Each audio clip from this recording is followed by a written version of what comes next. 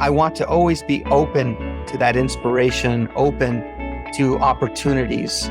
Despite the challenges, I think those challenges create opportunities in some way. There's an advantage to being disadvantaged. You're not going to outwork us. We're much more resilient. We're going to be more resourceful. We're going to be more optimistic and think about what we can do instead of what we can't do based on the struggles that we've had. The future is just so obviously bright for all of our communities as we go forward, leading this country forward.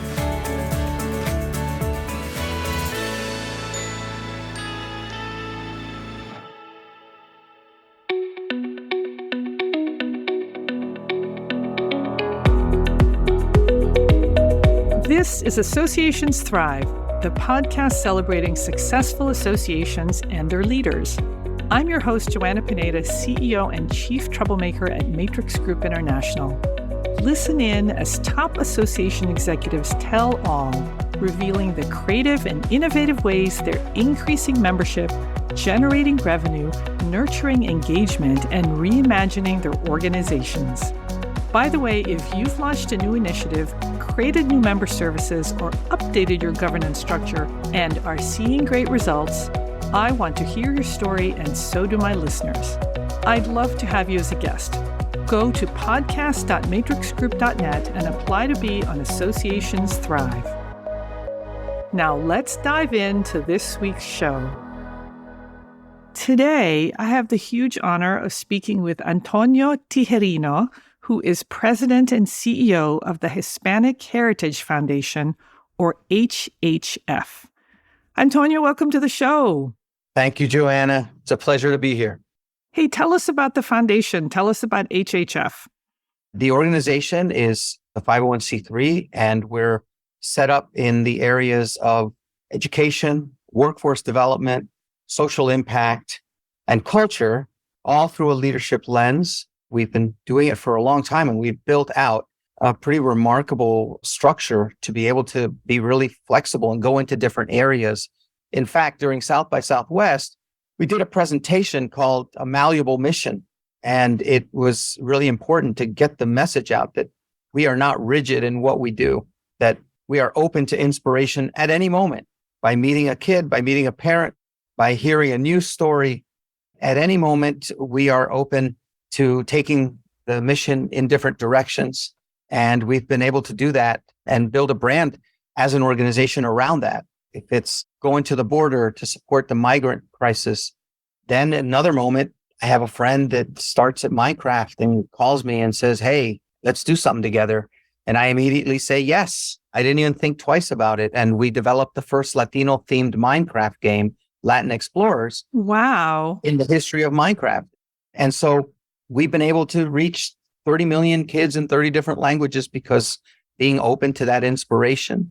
And we go into a lot of different directions, from the TV show and the Hispanic Heritage Awards that we do at the Kennedy Center to teaching 100,000 kids how to code all over the country. And so I want to always be open to that inspiration, open to opportunities. Despite the challenges, I think those challenges create opportunities in some way. There's an advantage to being disadvantaged. You're not going to outwork us. We're much more resilient. We're going to be more resourceful. We're going to be more optimistic and think about what we can do instead of what we can't do based on the struggles that we've had. The future is just so obviously bright for all of our communities as we go forward, leading this country forward. Antonio, take us back to when the foundation was started. What was the context and why are you needed? Originally, there was a Hispanic Heritage Week that was put together under the Johnson administration in the 60s. And then under the Reagan administration in 1988, they stretched it out to a month. So that was the starting of Hispanic Heritage Month. In order to commemorate that Hispanic Heritage Month, a group of amazing Latinos that were working for the two Rudys are two of the folks that I really think of, Rudy Valle Sanchez and Rudy Becerra, and others, Gil Coronado, and all these other amazing Latino leaders at a time that it was more difficult to be a Latino change maker than it is now. They pushed for a Hispanic Heritage Month. That month was September 15th to October 15th. And they needed a vehicle for it. And so they created the Hispanic Heritage Awards. It was a very small ceremony at the White House. From there, it turned into every year, thanks to several people that kind of started all of this, Elaine and Rick Bella, and they were able to take it from an event at the White House to an event that they were doing to celebrate Latino leadership across different segments, including arts and education and entrepreneurship and all these other areas.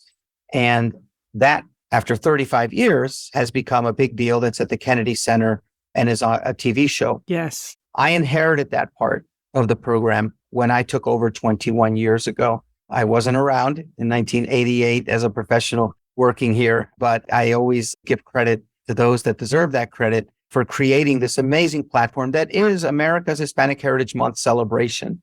I then started through the leadership of Dr. Pedro Jose Greer, who was my board chair and my hero and the guy who hired me, and a past honoree of the Hispanic Heritage Awards, who started the Hispanic Heritage Foundation. Before I got here, it was the Hispanic Heritage Awards. That was the name of the organization. So we went forward and built out leadership programs, workforce, education programs, all of the things that we stand on now were built out over the last 21 years, thanks to my team and my board and tons of very supportive partners that have supported us as sponsors. Amazing. So, hey, before we talk about the things that you're doing to thrive, and it sounds like thriving you are, talk to us about your journey. How did you get to become president and CEO of the foundation? Dr. Greer hired me. It was right during 9/11 that they were reaching out to me. And I'm talking about like 2 months later, I accepted the job. I can't lose sight of what that tragedy was like and that impact on every single person in this country for a lot of different reasons and in a lot of different ways, right, and in the world. And so everything changed, including how you did events, how you fundraised, how you connected with folks.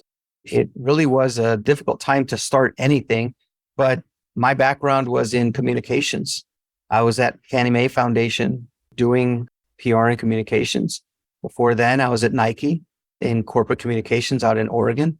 Before then, I was at Burson Marsteller, a big PR firm, and Cohen & Wolf, also in the comm space and public affairs space. So he took a chance on someone that didn't have any background on running anything besides running my mouth. And so that's when I was able to really run in any direction I wanted. He told me, I'll be your offensive lineman. You run behind me, carry the ball, just focus on the mission. Don't ever lose sight of who you're serving and that this is a service-oriented job. And I've tried to do that and be really true to who Dr. Greer is and who everyone that came before me, and the tribute that you pay every single day to our ancestors and to the leaders that are with you through inspiration, through guidance that you get. And Dr. Greer, I just interviewed on my Fritanga podcast that just came out, and it really captures, he's in the healthcare space, but it really captures the spirit of HHF and what I still live off of in terms of that inspiration and that guidance that he gives me, that moral compass to what we do. Antonio, you say that you have a different approach to running HHF. So tell us about that.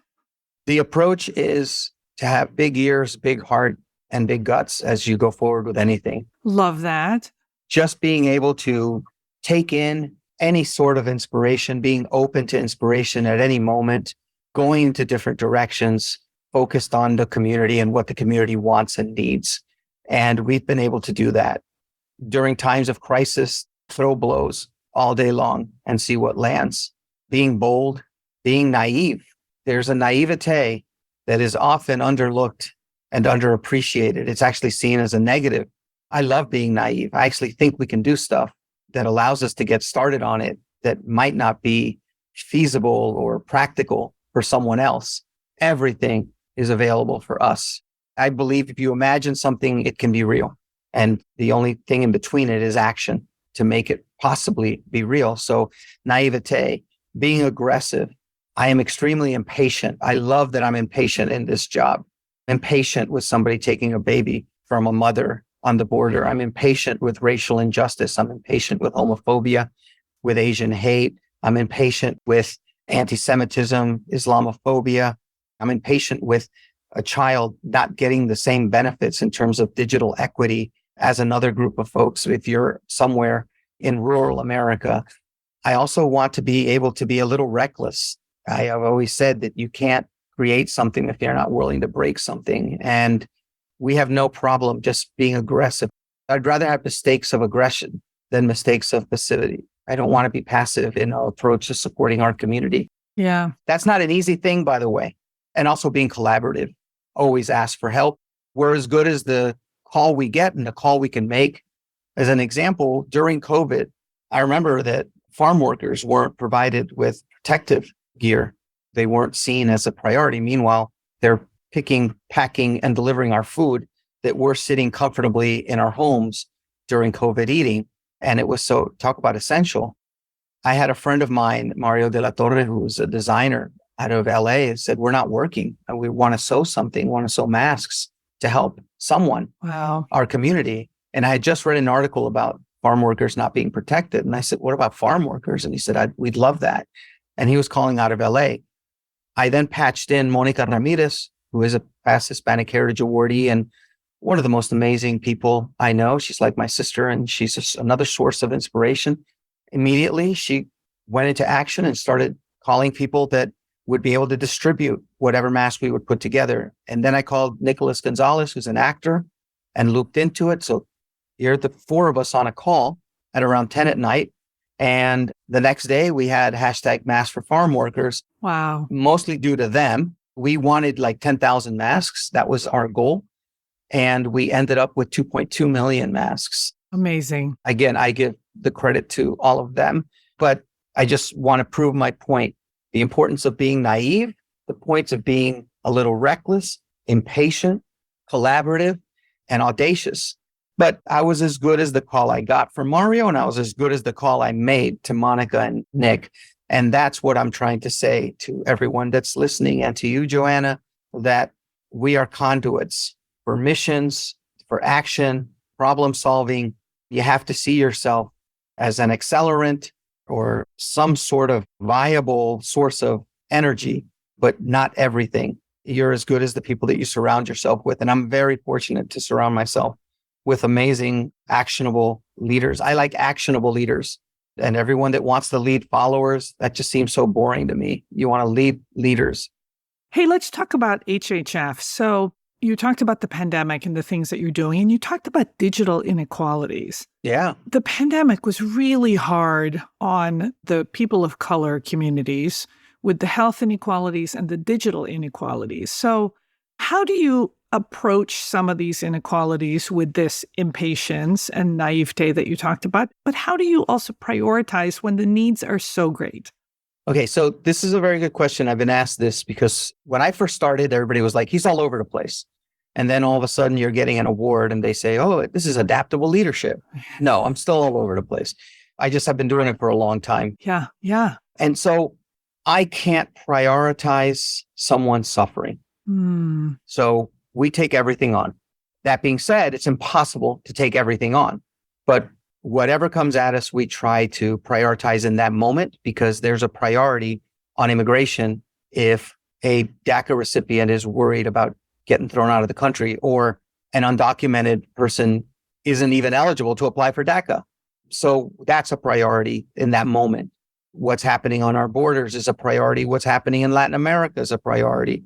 What's happening with somebody who's Afro-Latino and feels that they're not being treated well within our very own community because we have a problem with racism and homophobia and sexism within our own communities that we have to point out. Can't give ourselves a pass because we happen to be at the other end of it. We should know better, in fact.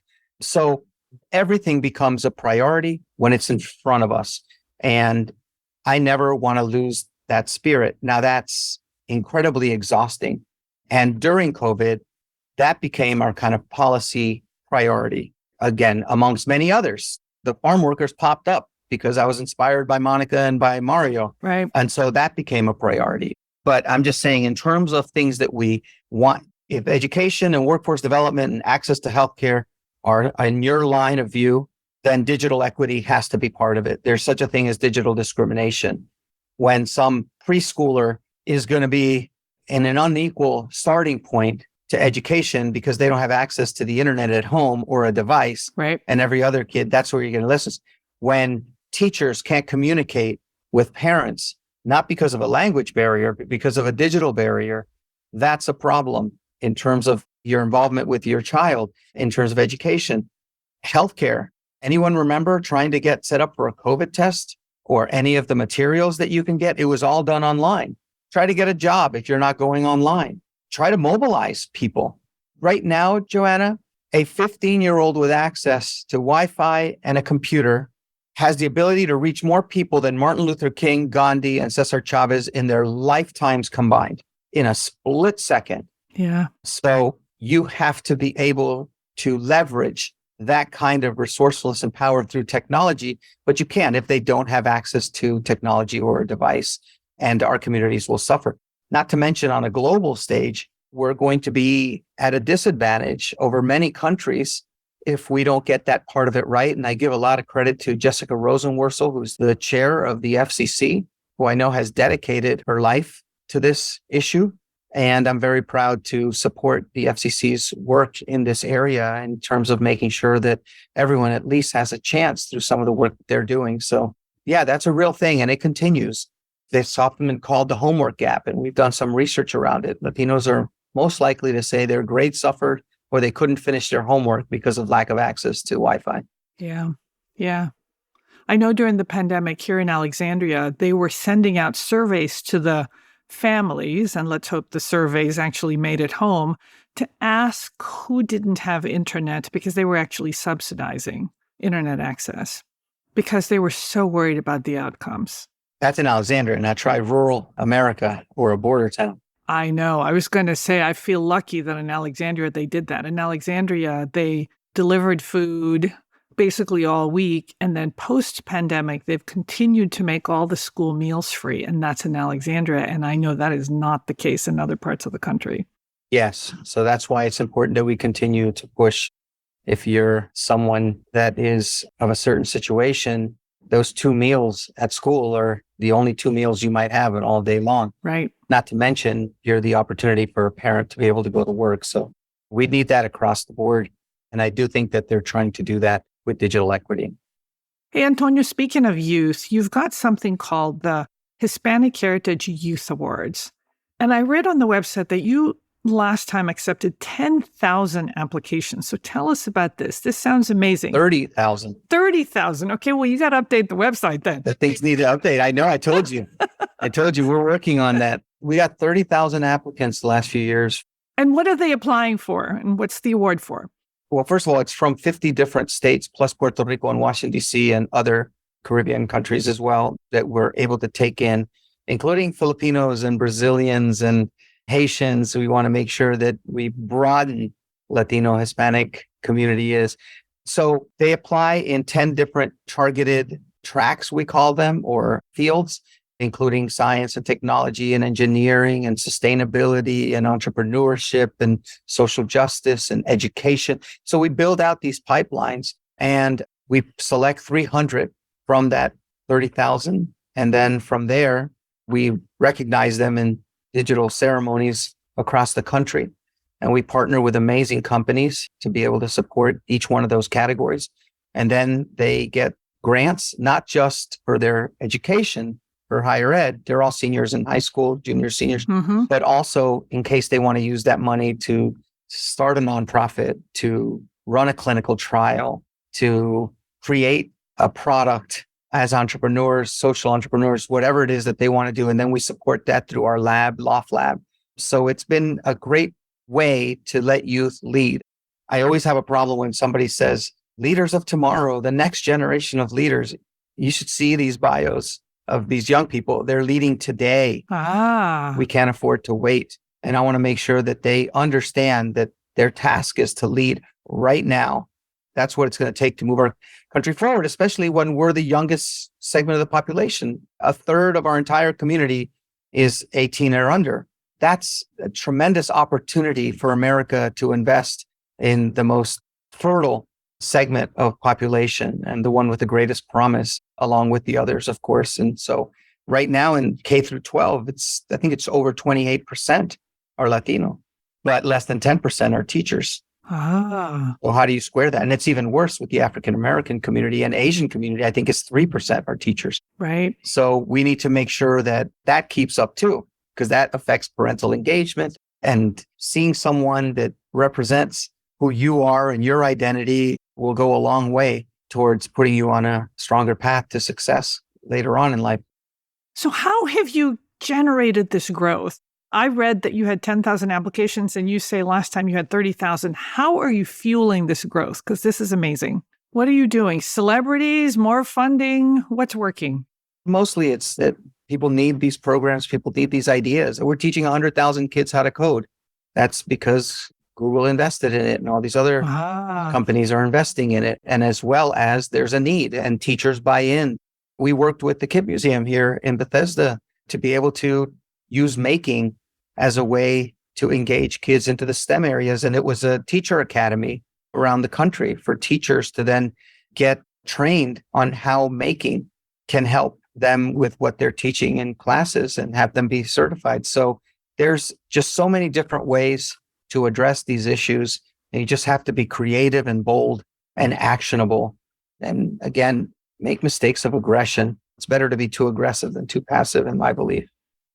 Boy, leadership is a continuing thread in all of your programs, whether it's your youth awards or some of your other programs, the Heritage Awards program, but also you've got something called the Loft program and the Loft Charla. So tell us about those. They seem like amazing programs for connecting people and just nurturing leadership. Thank you. One is the Loft program, Latinos on Fast Track, is where we actually have a sourcing part of it. When you've been doing these youth awards and getting all those applications and staying in touch, because they can join Loft whether they got the youth award or not. And you've done it for 25 years as of this year. You've got hundreds of thousands that we have kept in touch with that are between 15 and 40 years old. So that allows us to work with companies and be able to place top talent with these companies and also the public sector. So there's the sourcing part. You're also able to go into a lot of different directions. We're taking on an issue. If we're addressing issues of mental health, we have a network that we can tap into. If we're addressing issues of access to healthcare, hate crimes, we're able to mobilize in a lot of different ways. And that's where charlas came in, especially during COVID. We were doing weekly charlas on different issues. And tell us what a charla is. A charla is an informal conversation, but when you're gathering hundreds and sometimes thousands of people on a Zoom during COVID, and you're talking about access to food and food insecurities, and you have a self-selected group of people that are doing 5 minutes on their point of view on the issue or their experiences, it's very powerful because we listen to our community. That's where we get our guidance. Our community leads us. It's not the other way around. And so those charlas are very helpful. It's almost like a focus group that you're doing live, where we're getting guidance in terms of what the needs and wants of the community are and where we need to go. We've also been able to take the Leadership Institute, where we get cohorts of up to 300 young people and do leadership training specific to their area of study or their area of focus. And we've also done it with professionals in terms of we're looking at happiness. A happy leader is a better leader. What is that work-life balance? And so we're going in an entrepreneurship that we're looking at doing too. You get a cohort of entrepreneurs. How do you connect them with each other? Social capital is so important. You got referred by Don. I'm going to listen to Don. You have this social capital that is often later in life in our communities. How do we instill that at a young age? If we've got hundreds of young people that are high school seniors and they're interested in technology or interested in sustainability, how do we connect them to each other? So a kid from San Jose knows somebody from Newark, and now they're connected with a commonality of sustainability or of education. They want to be educators, or in the media and entertainment category. Now they're connected to each other. And we've seen this 25 years later after doing this work through the Youth Awards. We have 6 past Youth Awardees on our board, including my chair. Wow. So now they know how this all works. So when I have somebody from our board say, look, we should look at blockchain as an opportunity for young people to go into. And he's a blockchain expert. He's like, I'll host a charla on blockchain, or we'll do a hacking a career in blockchain. And then that'll go. And then somebody else does it in the entertainment space. And then somebody else that was a past youth awardee did it in the marketing space. Marketing is usually something you fall back into, sales and marketing. No, it's something you should lunge towards in terms of being the gas that powers the engine of any company. And she's at Google. So we're able to go into a lot of different directions. I have a cyber expert on our board, Michael Eccles, is from this area, and he's able to give us guidance in that space. So all of a sudden, we're working with IBM on a program where we're taking Latinos that might be making minimum wage, didn't have the opportunity to go to college, and now can take an assessment, pass, go into a program, and then be placed into a job in cyber and IT and all these other areas. So we're trying to support the community in every way we can. And I have to say, half the time we're getting the credit for things that others are bringing us. I can't tell you how important it is to just be open to being inspired. You have to have big ears along with the big heart and the big guts. So Hispanic Heritage Month is September 15th through October 15th. It's not all of September and not like all of October. Oh, we claim it, Bill. You claim it. All right. So all of September and October. I start September 1st. Actually, August, late August, I'm already gearing up. And I'll take it all the way into Thanksgiving at this point. And by the way, we're Latino year round. But that particular designation, I think, is now spread over 2 months. Well, I love it. So what should we be celebrating this year during this entire season of celebrating Hispanic heritage? What should we look forward to? You should look forward to working in your community, supporting the needs of the Latino community to celebrate Hispanic Heritage year in and year out. That's the number one opportunity. Martin Luther King once said, everyone can be great because everyone can serve. So go out and serve somebody and feel great about it. That impact can be made at any level. Doesn't have to be 2.2 million masks for farm workers.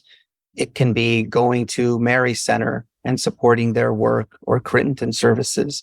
It doesn't even have to be in the Latino community, because there's so many of us. No matter where you go to help those in need, you'll be helping a Latino and everyone else. That's important too. This isn't segmented. We support other communities as well, because we look like everyone. Everyone looks like us. That's the beauty of our community. That's how you celebrate. I think also listening to this podcast and listening to my podcast and taking in the culture, and also being able to celebrate the great promise that we offer America, and figuring out how to be part of that celebration is also important with us, because there's so much commonality, and we just appreciate anyone that wants to join our community. We are open. I don't care if you don't speak Spanish. I don't care if you don't speak English. I don't care if you speak Tagalog. I don't care what ethnicity you are from, anything else that you bring. I think it's important that as Latinos that we define who we are, and no one else is defining us. But that definition needs to be broader and broader and broader and broader and more inclusive. We have issues within our own community, as I said earlier, in terms of racism and homophobia and sexism and Islamophobia and anti-Semitism and everything else. And we need to be more accountable, because we should know better after being at the other end of it. And so that's what I would say, is to celebrate the diversity within and outside of the Latino community. I love the message. Hey, before we go, tell our listeners about your podcast. I've had a chance to listen to it. It is wonderful, and we will put a link in the show notes. Hey, thank you so much. It's called Fritanga, Fritanga. Fritanga is a place where you go to eat down-home food that is a mishmash of different kinds of food. It's Nicaragua, and anybody who's been to Miami knows them. Colombians also go to fritangas, and it's a way of community coming together over food, and a diverse kinds of food is kind of what I was trying to put together through this podcast, that we want to cover a diversity of topics, from authors like Junot Diaz to cultural icons like Crazy Legs, who was some say the father of breakdancing, to Alex Cuba, who won the Grammy for Best Latino Artist. Also heroes like Dr. Greer and Monica Ramirez, Maria Teresa Kumar from Voto Latino. Were able to go into a lot of different spaces. My friend that we were doing the Minecraft game with, Jamie Cambron, who's a wonderful muralist out of Atlanta, who's undocumented, Nava Mao, who's a trans actress who was on HBO shows. We want to make sure that we're trying to cover across our culture and everything, perspectives that we want to make sure that we can highlight. Along with Patty Hinich from Patty's Mexican Kitchen. Oh my goodness. In the middle of it, I just started screaming, "This is why I'm interviewing you." She's so smart and so absolutely charming and inspiring, and just the intellect to things like cooking that you don't realize is behind it. It was a wonderful experience to interview my guy, Dr. Greer, especially as a highlight of all those interviews I've been doing. And also, I just did some financial folks in the Latino space that I think is important to have that financial health as well as the mental health and Yes. all the other areas. And we talk about comfort. We ask every guest what food, what music, what TV or book bring you comfort. And those answers are pretty remarkable. Antonio, this was a treat. This was a pleasure. Thank you for teaching us to be naive and to be bold and reckless and impatient. And I hope that you will come back in the future. I know that you got twisted into doing this, but I hope that you'll come back in the future. It's a great opportunity and I'm grateful. I was just trying to figure out, and I know that if I said yes, it meant that there was a powerful force behind it and it was you. So I appreciate everything you're doing in your audience. Thank you very much for the opportunity. It's a privilege to be able to talk to your audience and to get to know you. And let's go out for some Filipino food. I'm gonna send you some links. I would love it. I would love it. And I hope you'll come back and talk to us about the new and different things that you're tackling. Every day you'll see something new. Go to hispanicheritage.org for updates on everything we're up to. Again, the community leads us. So we're going to get that direction from where our community wants to go.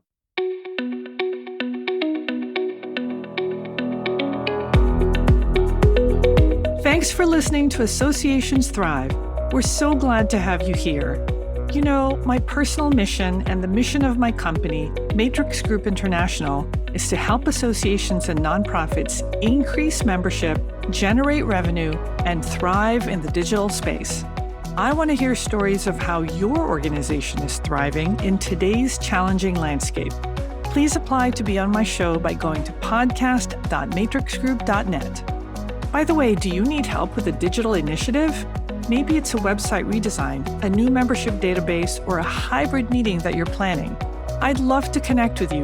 Please visit the Matrix Group website at matrixgroup.net. Thanks again for listening to this week's episode of Associations Thrive. Don't forget to subscribe to the show, leave a 5-star rating, post a comment, and share it with your colleagues and friends. Bye!